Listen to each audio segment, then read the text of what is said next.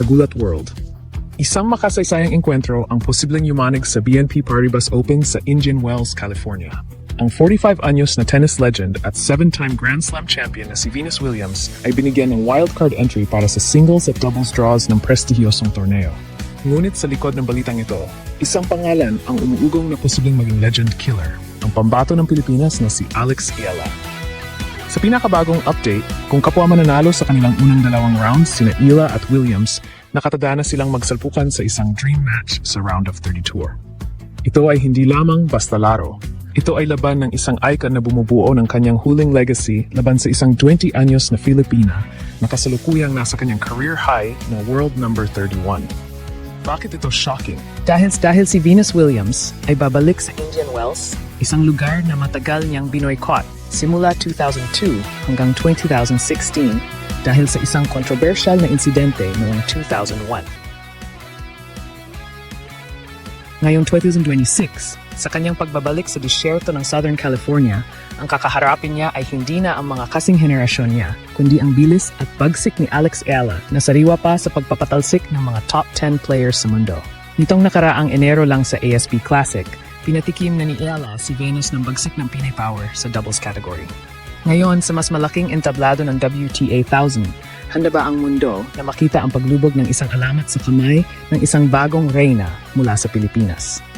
Ang California ay naging saksi na sa maraming upsets, pero ang pagkatalo ng isang Venus Williams sa isang Alex Eala ang posibleng maging pinakamalaking balita sa kasaysayan ng Philippine sports ngayong taon. Sa tennis world, mahirap pantayan ang legacy ni Venus Williams. Ngunit sa darating na BNP Paribas Open sa California, isang malaking katanungan ang lulutang. Kaya pa bang makisabay ng isang 45-year-old legend sa bilis at pagsik ng isang 20-year-old na nasa kanyang peak? Heto ang tapatan ng kanilang statistics na magpapatunay kung gaano kalaki ang agwat ng karanasan, pero gaano rin kadelikado ang momentum ng ating pambato. Venus Williams, ang alamat ng tennis. Si Venus ay hindi lang basta player, siya ay isang institusyon. May hawak siyang 49 WTA singles titles at 7 Grand Slam singles titles. Sa kanyang mahabang career, naging world number 1 siya at nakapagbulsa ang 4 na Olympic gold medals. Ang kanyang laro ay kilala sa graceful power, isang matangkad na frame 6'1" na nagbibigay sa kanya ng malawak na reach at matitinding serve. Gayunpaman, sa edad na 45, ang kanyang ranking ay bumagsak na sa labas ng top 500 world number 512. Ang kanyang pagpasok sa Indian Wells ay sa pamamagitan ng wildcard, at sa kanyang huling hitsura rito noong 2024, nalaglag siya agad sa first round. Ang kanyang physicality ay hindi na tulad ng dati, at ang stamina ay nagiging issue siya sa mahabang laban. Ang bagong higante ng Asia. Sa kabilang panig, si Alex Eala ay kasalukuyang nasa God mode. Nitong February 23, 2026, opisyal niyang naabot ang career high na world number 31. Hindi tulad ni Venus na umaasa sa wildcard, si Alex ay nakapasok sa main draw ng Indian Wells dahil sa kanyang sariling dugo at pawis.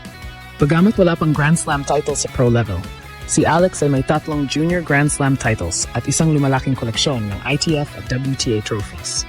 Ang kanyang kalamangan ay ang kanyang youthful energy at high-intensity baseline game. Si Alex ay kilala sa kanyang never-say-die attitude at ang kakayahang mapagod ang kanyang mga kalaban sa pamamagitan ng matitinding return shots. Experience. Isang malaking check para kay Venus. Alam niya ang bawat sulok ng Indian Wells Court. Current form. Pabor kay Alex. Siya ay galing sa quarterfinals ng Dubai at may mga panalo laban sa top 10 players ngayong season. The desert factor. Ang Indian Wells ay may tuyong hangin na nagpapabilis sa bola. Pabor ito sa power hitters, pero ang endurance ni Alex sa ilalim ng init ng California ang posibleng maging game changer.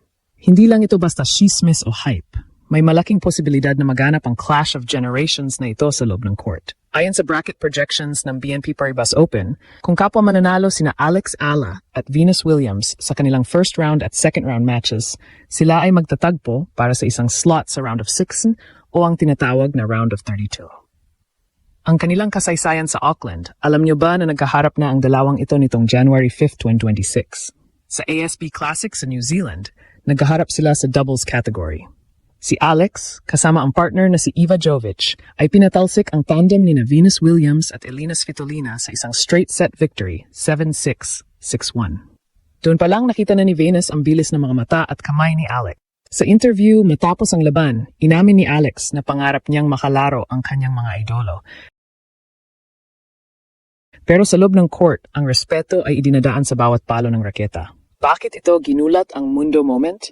Dahil si Venus Williams ay babalik sa Indian Wells, ang torneo na 40 na taon niyang binoycott. Ang kanyang pagbabalik ay isang emotional story para sa mga American fans. Pero para kay Alex Yela, ito ang perpektong pagkakataon para maging giant killer. Ang talunin ng isang alamat sa sarili nitong baluarte sa California ay magiging headline sa lahat ng sports news outlets sa buong mundo mula ESPN hanggang BBC. Ang posibilidad na ito ang nagpapakaba ngayon sa tennis fans sa Amerika. Hindi nila akalain na ang 45-year-old queen of the court ay posibleng mailigwak ng isang 20-year-old na Filipina na noon ay poster lamang sa kwarto ng mga aspiring players. Ito ay laban ng legacy versus future. At sa round of 32 ng California Desert, isa lang ang pwedeng manatiling nakatayo. Sa huli, ang posibleng tapatan ni Alex Yela at Venus Williams sa BNP Paribas Open ay hindi lamang isang simpleng laro sa tournament calendar. Ito ay isang passing of the torch moment na bihirang masaksihan sa mundo ng sports. Habang ang buong California ay nakatutok sa pagbabalik ni Venus, ang itinuturing na living legend na nagpabago sa mukha ng tennis. Ang ating pambato na si Alex Yela naman ang magsisilbing paalala na ang bukas ay pag-aari ng bagong henerasyon, partikular na ng dugong Pinoy. Bakit natin masasabing ito ay isang sandali na yayanig sa mundo? Dahil sa loob ng mahigit 2 dekada, si Venus Williams ang naging simbolo ng lakas at pananatili. Pero sa harap ni Alex Yela, nakasalukuyang nasa kanyang prime at pitpit ang determinasyong makasungkit ng Grand Slam sa 2026, ang karanasan ni Venus ay maaring hindi sumapat sa bilis at pagsik ng isang 20 anyos na Filipina. Ang pagtuntong ni Alex sa world number 31 ay hindi tsamba. Ito ay resulta ng disiplina na ngayon ay handang sumubok sa tibay ng isang alamat. Para sa ating mga kababayan, ang laban na ito sa Indian Wells ay simbolo ng ating pagangat. Kung dati ay tinitingala lang natin ang mga Williams sisters mula sa malayo, ngayon ay katapat na nila ang isang batang mula sa Quezon City, handang makipagpukpukan sa baseline at hindi natitinag sa ingay ng crowd sa Amerika. Ang tagumpay ni Alex laban sa isang icon na tulad ni Venus ay magsisilbing mensahe sa bawat atletang Pilipino. Nawala sa laki ng bansa o sa liit ng karanasan ng panalo, kundi na sa puso at talino sa loob ng court. Sa pagtatapos ng bakbakang ito sa California Desert, anuman ang maging resulta, isang bagay ang tiyak.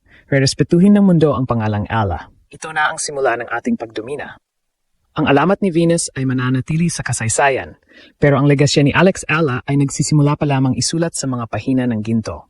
Handa na ang Pilipinas na magdiwang, dahil ang ating pambato ay hindi lang basta nakipagkumpetensya. Siya ay nandito para gulatin ang mundo at hirangin bilang bagong reyna ng tennis.